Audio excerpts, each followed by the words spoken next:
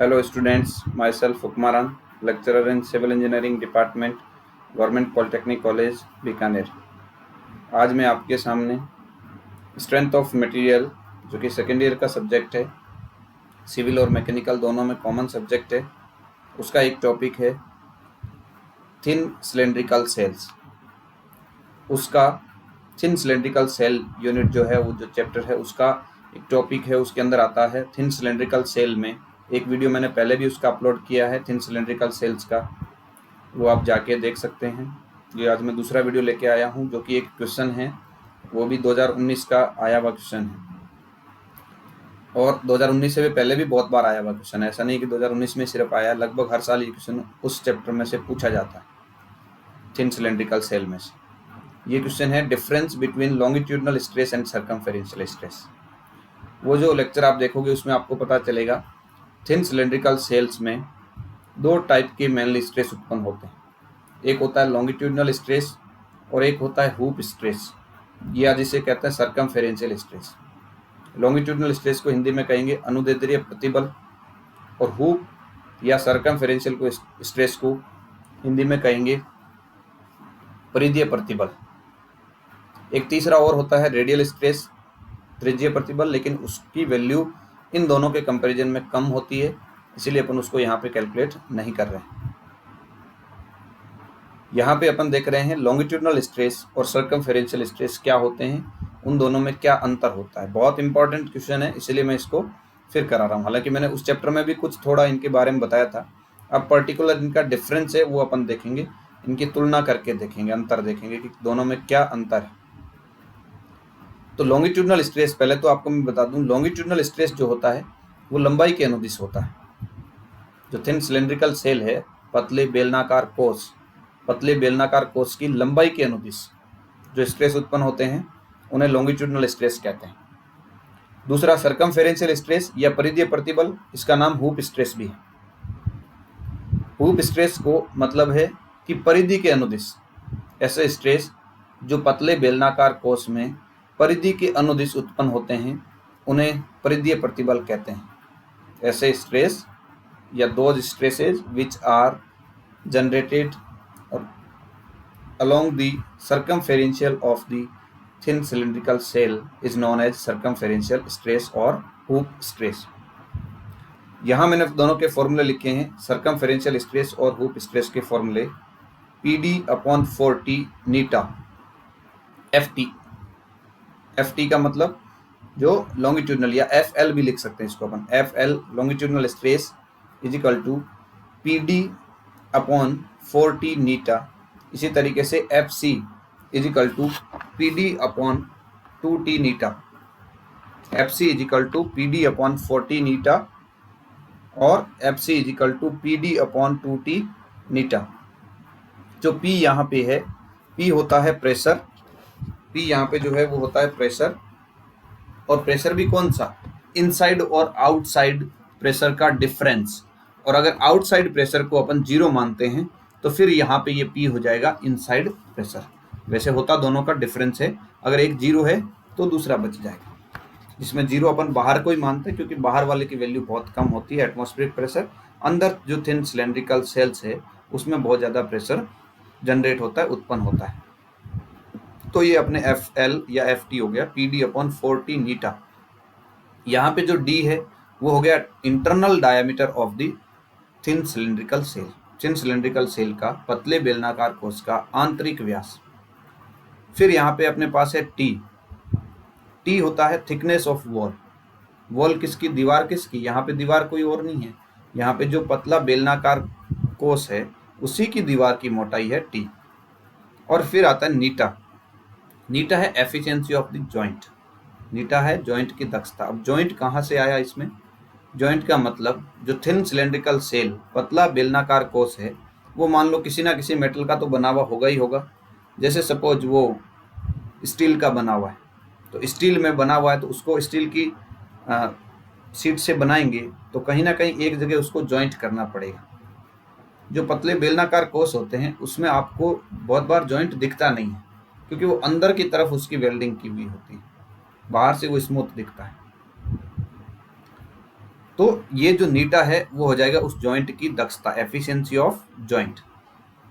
फिर आते हैं अपन इस पे दूसरा अंतर इसका, ये पहला फॉर्मूला इसका PD/40N, इसका जो फॉर्मूला है वो PD/2TN। सर्कमफेरेंशियल को स्ट्रेस को अपन ने लिख दिया FC, PD/2TN होता है, यानी जस्ट इससे जस्ट वो डबल होता है। डबल कैसे? इसको 2 से गुणा करेंगे तो 2/4 यानी 1/2, तो ये फॉर्मूला आ जाता है। ये PD, T और N, ये जो चीजें इसमें थी PD, T, N, वही सेम चीजें इसमें, इसलिए यहाँ दोबारा मैंने नहीं लिखे, एक ही जगह इनको लिख दिया। अब अपन बढ़ते हैं आगे दूसरे अंतर की तरफ। दूसरे अंतर की तरफ क्या है? दूसरा जो डिफरेंस है इसमें क्या होता है, जो लॉन्गिट्यूडनल स्ट्रेस है कि लंबाई के अनुदिश उत्पन्न होते हैं, लंबाई के अनुदिश उत्पन्न होते हैं, और इसमें बंद पतले सिलेंडर में प्रेशर सतह के लंबवत बाहर की ओर सिलेंडर की परिधि पर लगता है, जिसके कारण परिधीय प्रतिबल उत्पन्न होते हैं। ये इस तरीके से परिधि पे उत्पन्न होते हैं, और इसमें क्या होगा, लंबाई के अनुदिश उत्पन्न होते हैं, और दाब के कारण थिन सिलेंड्रिकल सेल की लंबाई में बल लगता है, जिसके कारण उत्पन्न प्रतिबल को अनुदैर्ध्य प्रतिबल कहते हैं। ये इस तरीके से लगता है। इसमें सर्कमफेरेंशियल, परिधीय में परिधीय, और अनुदैर्ध्य में लंबाई के अनुदिश। अब अपन इसका फॉर्मूला बनाते हैं। कैसे फॉर्मूले जो ऊपर ने अपन ने लिखे हैं वो फॉर्मूले बने कैसे, ये इस तरीके से हैं। इसका यहाँ से कोई क्रॉस सेक्शन कट कर दिया ये। अब जो अंदर से दाब लग रहा है वो प्रेशर P है। अपन फोर्स निकालेंगे, क्योंकि इक्विलिब्रियम ऑफ फोर्स होता है, इक्विलिब्रियम ऑफ प्रेशर कभी नहीं होता। इक्विलिब्रियम ऑफ फोर्स निकालने के लिए अपन क्या करेंगे, यहाँ से ये जो पूरा बन रहा है इसको कट कर लिया।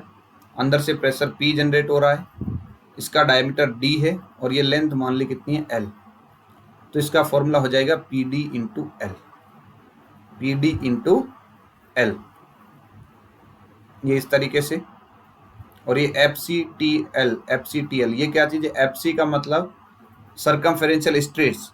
इसका जो फोर्स लेना है, क्योंकि ये यहाँ पे जनरेट हो रहा है स्ट्रेस, तो फोर्स लेना है तो इसकी थिकनेस उससे गुणा करना पड़ेगा, और फिर उसकी पाइप की लंबाई से। ऐसे ही यहाँ पे लगेगा, यानी 2 लग रहे हैं, इन दोनों से ये अंदर वाला प्रेशर जो है उसके कारण लगने वाला फोर्स बैलेंस हो रहा है। तो ये FCTL ये दोनों जुड़ के हो गया 2FCTL। ये जो 2FCTL फोर्स है ये इस PDL फोर्स को बराबर करना चाहिए, तो यहाँ से कर दिया इसको PDL। ये L से L कट गया, FC जो है ये 2T नीचे डिवाइड में चला गया, तो ये फॉर्मूला बन गया PD/2T। इसी तरीके से लॉन्गिट्यूडनल की बात करें तो लॉन्गिट्यूडनल ये लंबाई में अब जो ये प्रेशर लग रहा है पूरे डायमीटर पे लंबाई पे लगेगा, तो π/4d², ये आ गया अंदर का फोर्स। इसके क्रॉस सेक्शन काटने से क्रॉस सेक्शनल एरिया पे आ गया। इसका ऐसे काटा था तो ये लेंथ के अलोंग आ गया, इसका ऐसे काटा था तो ये क्रॉस सेक्शनल एरिया के अलोंग आ गया, इसीलिए P/π/4d²। और जो स्ट्रेस उत्पन्न हो रहा है FT या FL कह सकते हैं, लॉन्गिट्यूडनल स्ट्रेस, वो क्या होगा, वो इसके ये क्या हो गया अपने D डायमीटर इंटू T, पूरा डायमीटर इंटू थिकनेस T, तो FT इंटू π/dt। π/d क्या हो गया, उसका पूरा परिधि, और ये T उसकी थिकनेस। तो यहाँ से ये बैलेंस होके कट गए, पाई से पाई कट गया, एक D से D कट गया, तो FT आ गया PD/4T। और अगर एफिशिएंसी ऑफ जॉइंट नीटा है तो अपन ने इसको लिख दिया FT PD/4T नीटा, और FC PD/2T नीटा। ये अपने फॉर्मूले बन गए दोनों के। और इसमें ये चीज़ें देखें अपन यहाँ से, तो ये अपने पास में नीटा एफिशिएंसी अगर 100% है तो यही फॉर्मूला आ जाता है। अब बात आती है इसमें क्वेश्चन कैसा आएगा, तो एक तो यही क्वेश्चन है, सब्जेक्टिव में पूछा जाता है आपसे कि what is the difference between circumferential stress and longitudinal stress, अनुदैर्ध्य प्रतिबल और परिधीय प्रतिबल में क्या अंतर है। दूसरा क्वेश्चन जो आपसे पूछा जाएगा वो आपसे ऑब्जेक्टिव में पूछा जा सकता है इस तरीके से, फॉर्मूले जैसे ये फॉर्मूला है, सिंपल फॉर्मूला। फिर क्वेश्चन बन सकता है ऑब्जेक्टिव में आपसे क्या बन सकता है, इन दोनों का अनुपात, FT या FC का अनुपात, इनका रेशियो पूछ सकते हैं। तो रेशियो FT/FC पूछा है तो वो दे दो, FC अपॉन FT पूछा है तो वो दे दो। उसके लिए आपको क्वेश्चन को बड़े ध्यान से पढ़ना पड़ेगा। अगर आप क्वेश्चन को अच्छे से पढ़ोगे कि रेशियो किसका किसके साथ दिया हुआ है, जैसे FC का FT के साथ दिया हुआ तो FC ऊपर हो गया FT नीचे, FT का FC से पूछा है तो FT ऊपर हो गया FC नीचे। रेशियो का मतलब डिवाइड करना है। अब ये ध्यान रखना है किसको पहले किसको बाद में डिवाइड करना है। तो ये अपन ने डिस्कस किया यहाँ पे आज एक क्वेश्चन, और जो थिन सिलेंड्रिकल सेल्स है उस चैप्टर का क्वेश्चन डिस्कस किया अपन ने कि उन दोनों में सर्कमफेरेंशियल स्ट्रेस और जो परिधीय स्ट्रेस है उसमें या हुप स्ट्रेस है उसमें क्या डिफरेंस होता है। तो ये अपन ने, मुझे लगता है आप लोगों को अच्छे से समझ में आया होगा। मैंने बहुत आसानी से बहुत धीरे धीरे इसको एक्सप्लेन करने की कोशिश की है। ठीक है, तो नेक्स्ट वीडियो में मिलेंगे नए लेक्चर के साथ। धन्यवाद।